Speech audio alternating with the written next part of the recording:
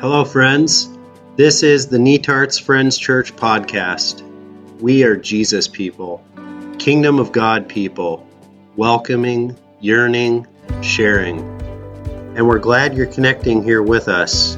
We'd love to connect in person as well. If you're inclined to support this podcast or for more information, just hop on over to netartsfriends.org. That's netartsfriends.org. Let's jump into today's sermon. Have you ever tried really hard to clear out some space in your life, only to find it filled in again with something even worse? There's a phrase attributed to Aristotle, nature abhors a vacuum. And we live with this strange conundrum. You get so sick of the clutter in your house that you go all out, cleaning, organizing, throwing things away, and the empty space feels amazing. Until a month later, the shelves are full again, only messier and more chaotic than before. Or you're frustrated with how much time you're spending scrolling your phone. So you declare a social media detox and you delete your social media apps. At first you feel free, but soon you're doom scrolling the news or online shopping just to fill the space. The pattern didn't leave, it just changed costumes. You aren't sure if you replaced one addiction with another addiction, or if you're just addicted to your phone in general. The empty space somehow filled up with something worse. Or it's springtime, and the weeds are coming up in the garden, and soon you'll be tilling, so you pull every weed in the garden, and the bare soil looks beautiful. But a number of weeks slip by without planting, and suddenly the weeds are back with a vengeance, stronger, deeper, even more tangled. The empty space somehow filled with something worse. Or you just got out of an unhealthy relationship and told yourself you'll never go through that again. But without healing the attachment wounds underneath, it's like there's an emotional vacuum drawing you towards the same patterns. You find yourself drawn into something eerily similar with someone new, only worse. Or you're trying to break a habit cold turkey. You aren't ready to call it an addiction, but it is compulsive. You hold out for a couple of weeks on sheer willpower, but then you fall off the wagon. And when you do, it's not just a slip, it's a binge. Your body was storing up all that empty space as urgent energy, and the binge spirals into shame, which leads into more of the habit. And the space you fought so hard to create feels like you'll never get it back. The empty space is now filled with something worse. Or there's an important relationship in your life that's feeling way too enmeshed and you just need space. So you pull back, you make some space, which initially feels really good and needed, but somehow the distance turns into disengagement and checking out and disconnection and stonewalling, and the space becomes a vacuum for internal narratives. They'll never understand me. I'm better off without them. And the relationship is worse off than it was before. Or the situation at work has some really unhealthy dynamics going on, but then someone gets fired or they leave or a position changes, and you hope that this is going to change the whole emotional system and function like a reboot. There's a new person arriving, but the dysfunction isn't gone. It just reappears through old patterns and unresolved residue, and the new person has to try to fit into the same broken mold, and the empty space gets filled with a worse mess. Even entire nations across history experience this. Political turmoil turns into political revolutions, regimes fall, space is made, but instead of peace, the vacuum gets filled up with chaos, militias, new rulers wielding the same kind of power, which turns into the same old problems in different uniforms. These are all stories of regressions, the act of going back to a previous place or state, a reversion to a chronologically earlier or less adapted pattern of behavior and feeling, a reversion to an earlier mental or behavioral level. Whether we're talking about soil or family systems or emotional systems or national systems or your own soul, the story of regressions can be found. The story of regressions is that external changes are made, surface level changes are made, space is made, and everything looks like it's going to be good. But life continues to be life, which means pressure, stress, disorientation, threats, and somewhere in the mix, a regression happens. The nervous system takes people back to what it already knows. When those old patterns and old behaviors and default modes of coping and old narratives get reactivated, they don't want to pick up where they left off. They want to pick up further down the road. And so those dysfunctional behaviors come back in ways that are amplified, louder, stronger, more entrenched. So a discussion question here that we chatted about in groups on Sunday. If you're listening with someone, you can chat with them or just reflect on this. Can you think of a time or times in your life when you tried really hard to clear out some space, only to find it filled in again with something even worse? When have you witnessed this dynamic? So take a moment, reflect on that.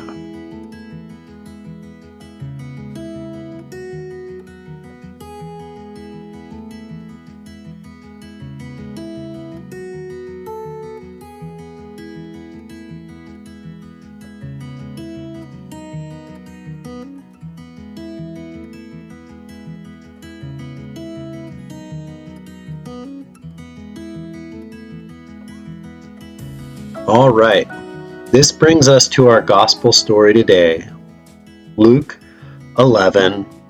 It can also be found in Matthew 12. Jesus was driving out a demon that was mute, and when the demon left, the man who had been mute spoke, and the crowd was amazed. Jesus knew their thoughts, and he said to them, "When an impure spirit comes out of a person, it goes through arid places, seeking rest, and it does not find it.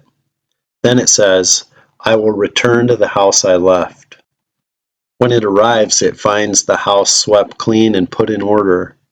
Then it goes and takes 7 other spirits more wicked than itself, and they go in and live there.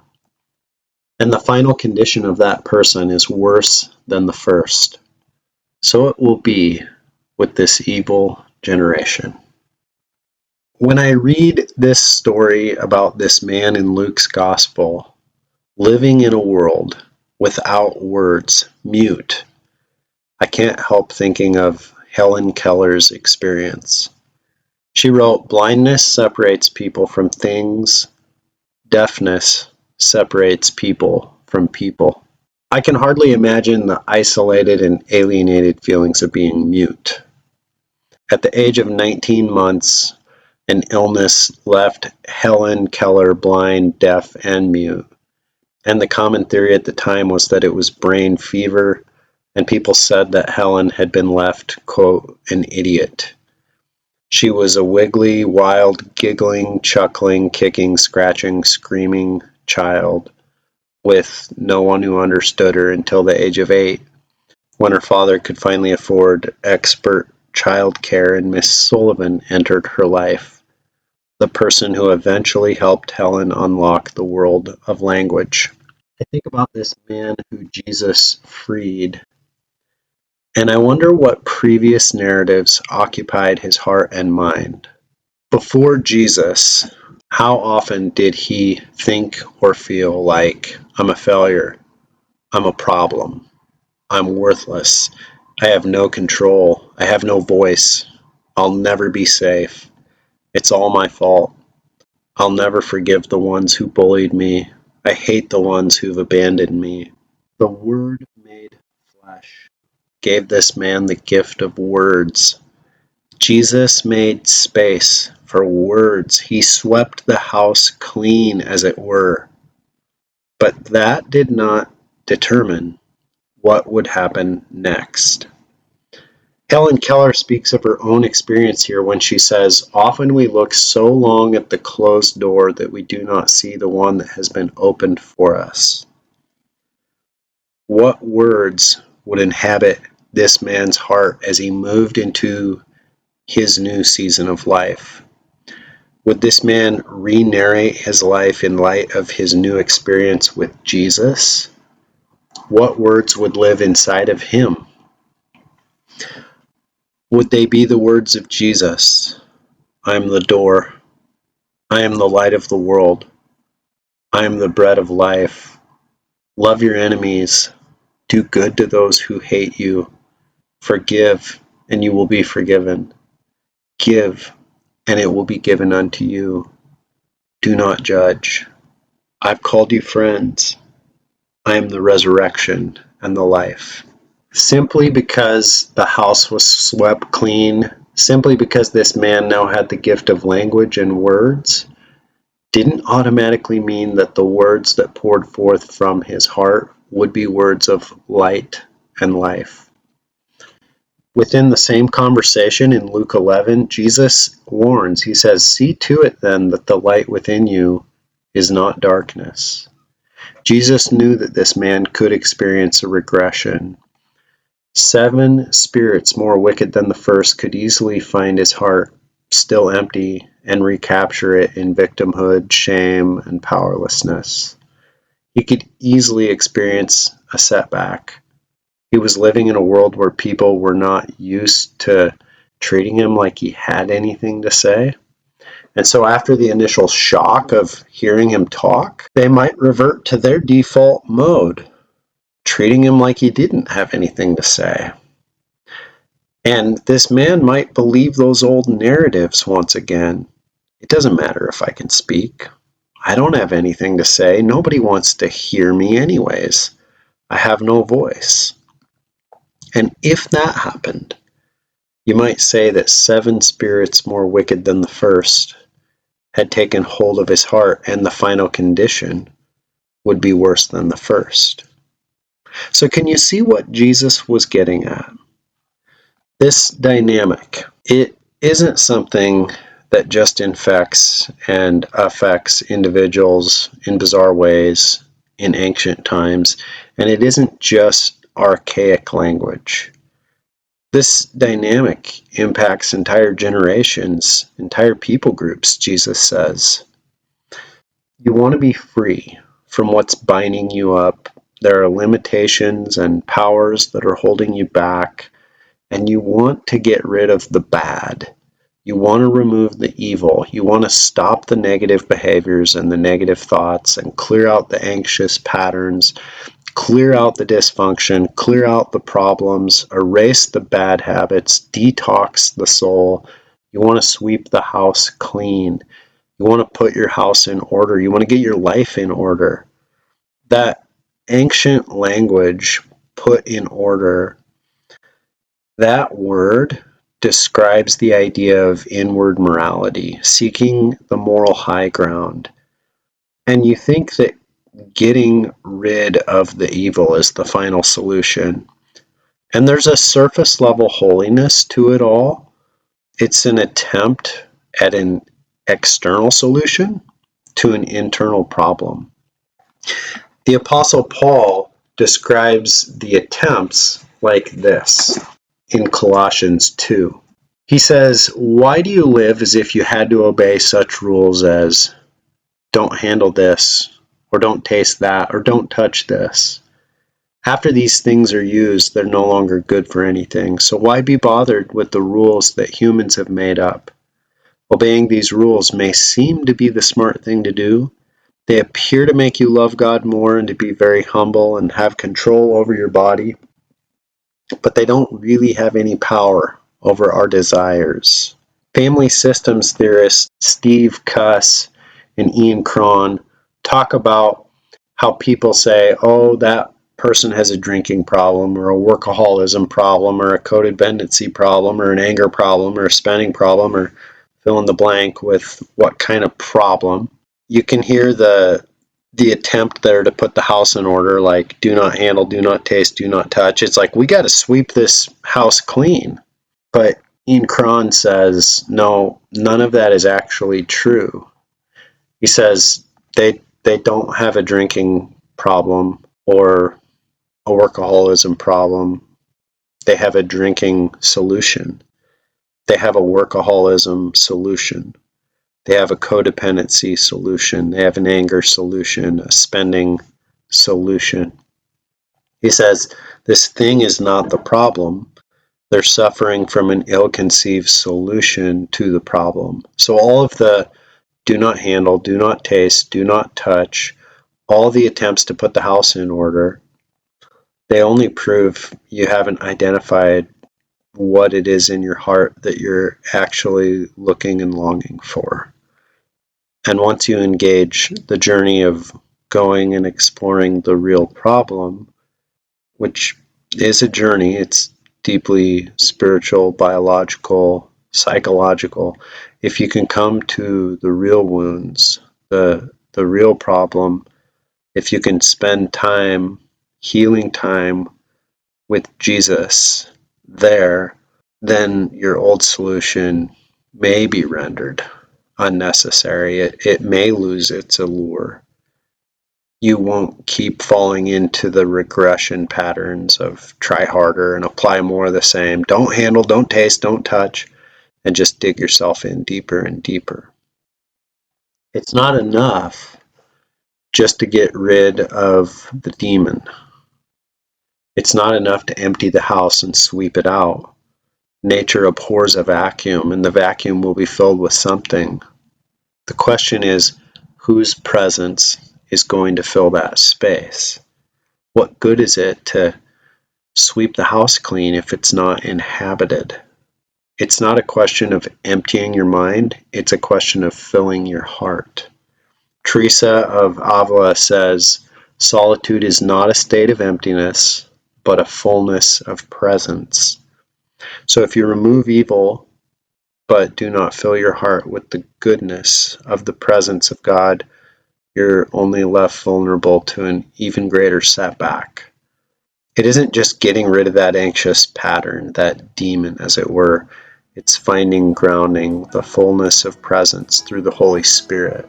New York Times best-selling author on habits, Charles Duhigg, says it this way. He says, you can't erase a habit. You can only replace it. Or it's said this way, watch your thoughts, they become words. Watch your words, they become actions. Watch your actions, they become habits. Watch your habits, they become character. Watch your character, it becomes your destiny. Nature abhors a vacuum. That empty space will be filled with something. You will be shaped by someone's narratives. You will serve someone. You will be discipled by someone, somewhere. You will give your allegiance to a kingdom, some ruler. You will live out of a set of behaviors, practices, habits, patterns. So will you choose the path of regressions or presence? So what have you done to tend to those most wounded parts of yourself? Your childhood attachment wounds, the things that activate all of your attempted solutions. How are you keeping those most vulnerable parts of yourself loved and taken care of? What story, what narratives are forming you? What kingdom is shaping you? What community are you sharing life and building bridges with? What sense of identity and purpose are you living out of? What practices and patterns are helping you find grounding? What wholeness and light is filling your being? So a final reflection question. Reflect on what it means for you to live in ways that make you vulnerable to regressions, and what it means to live in ways that fill your heart with the Spirit's presence, wholeness, and light.